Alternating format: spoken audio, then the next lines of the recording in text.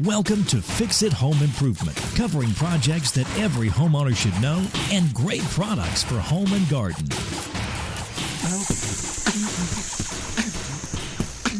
Hi, I'm JC, and this is where we share our home improvement tips. I'm here with my co-host, Cindy. Hello, JC. Hi, Cindy. This week on our podcast, we're going to be talking about Asian needle ants.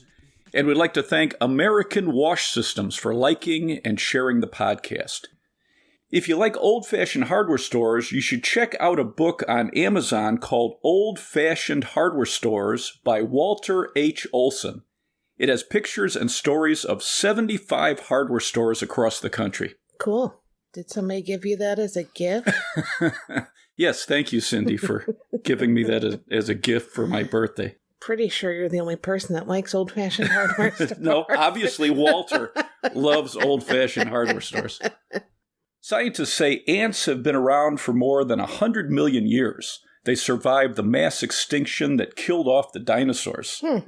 In Mexico, ant larvae are used in dishes like tacos, omelets, salads, and soups. Ew. Because they're difficult and time-consuming to collect and clean, they're considered a delicacy.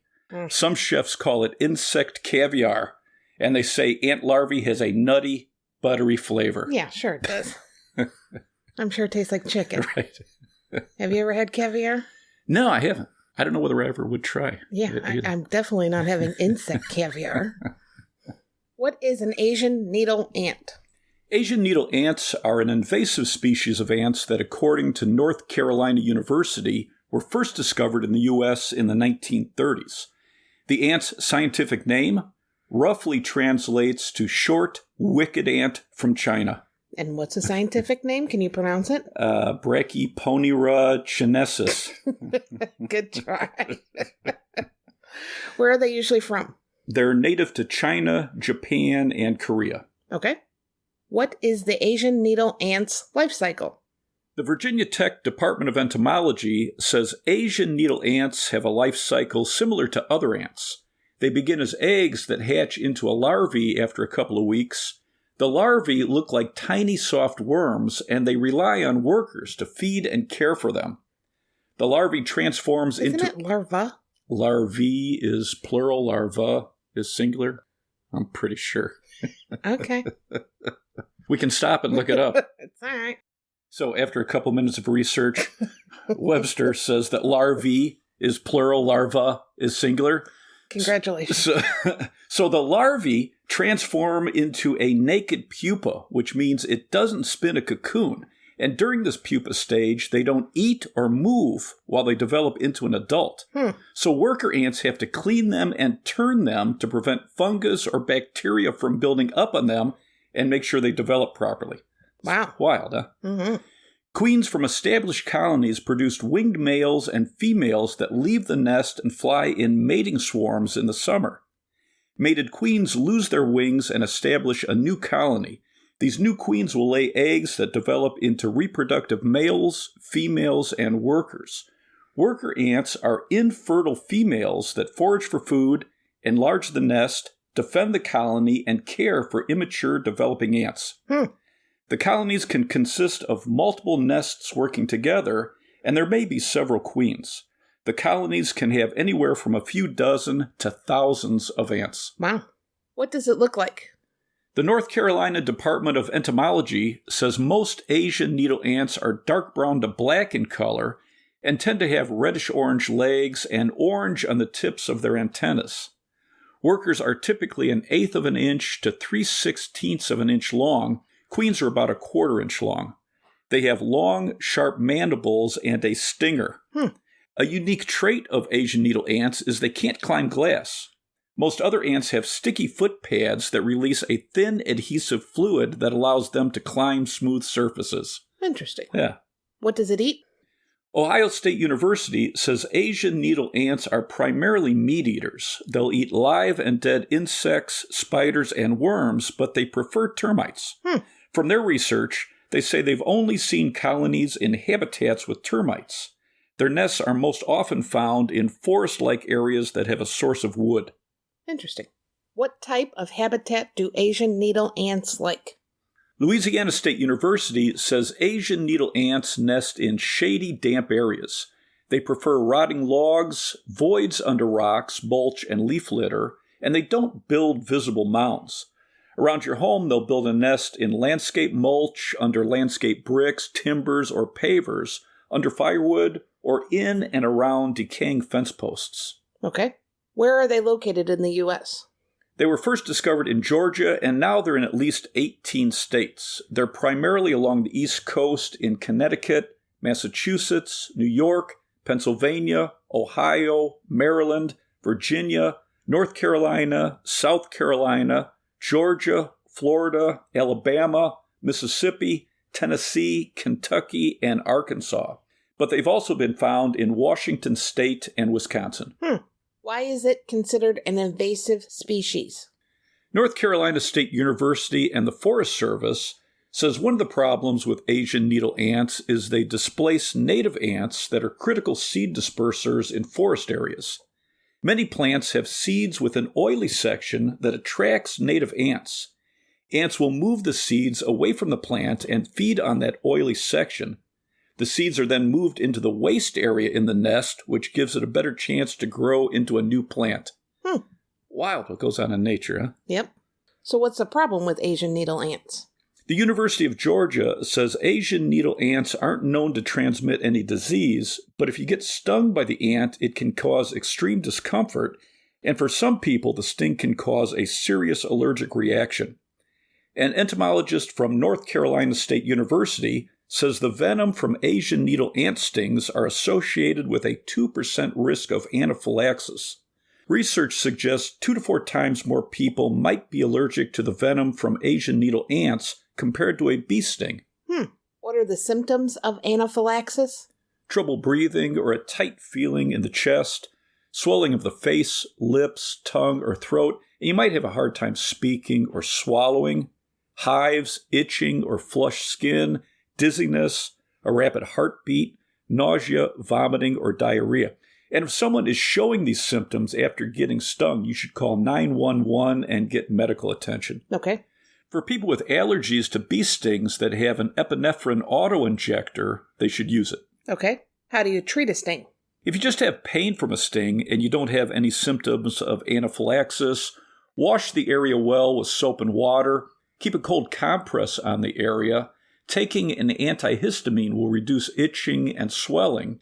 The sting can cause intense pain for a couple of hours. Some people say the pain spreads away from the site and can come and go over several hours or even several days. Wow. Yeah.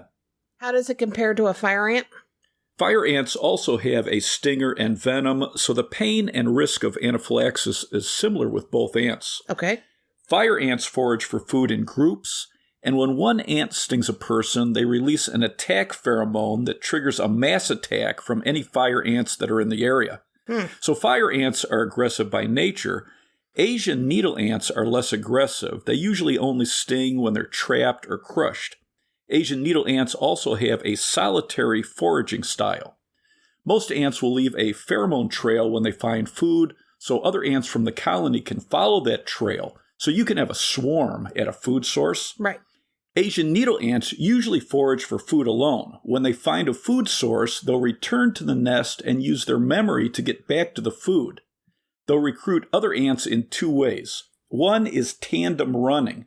The leader ant will use its antennas to alert another ant to the food, keeping in contact with the other ant the whole time. The other way it recruits another ant to the food is by tandem carrying. The lead ant will pick up another ant by its leg or body with its mandibles and carry it back to the food. Scientists think the ants are using visual clues, memory, and short-range chemical signals rather than a scent trail, like most other ants. Right.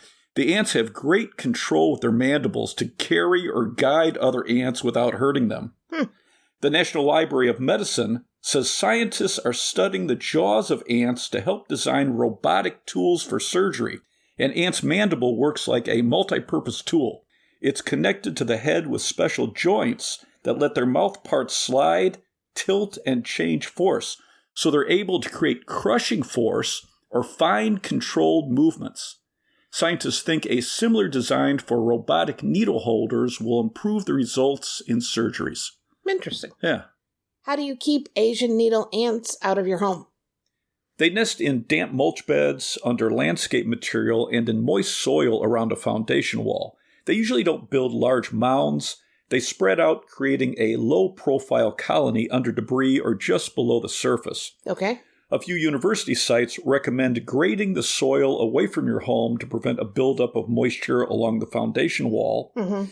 Keep mulch and landscape material a few inches away from the foundation wall. Stone or gravel borders can be used also around the foundation to keep the area drier. Okay.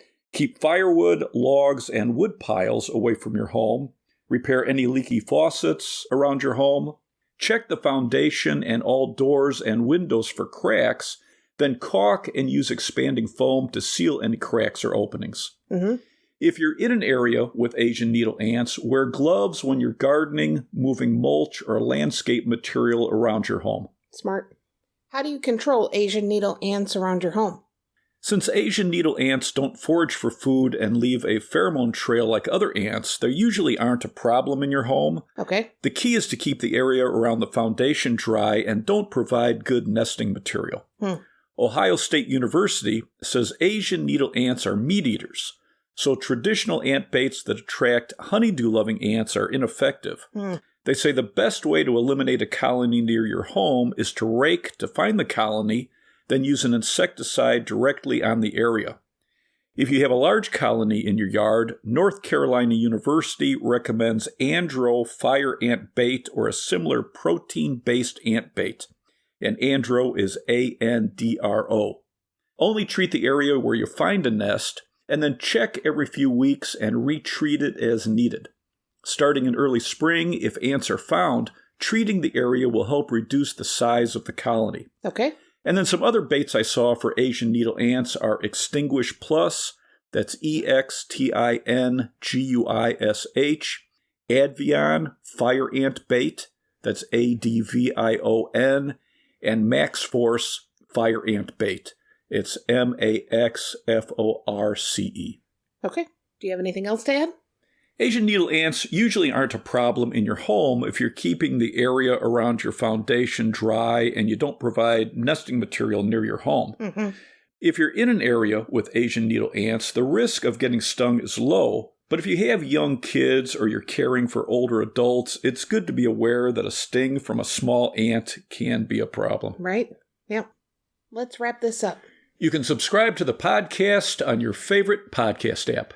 If you enjoyed it, please leave us a review. You can check out our home improvement videos on our YouTube channel, Fix It Home Improvement. And you can subscribe to that as well. You can download our ebooks, Home Improvement Solutions, What Every Homeowner Should Know, books 1 through 21 on Amazon.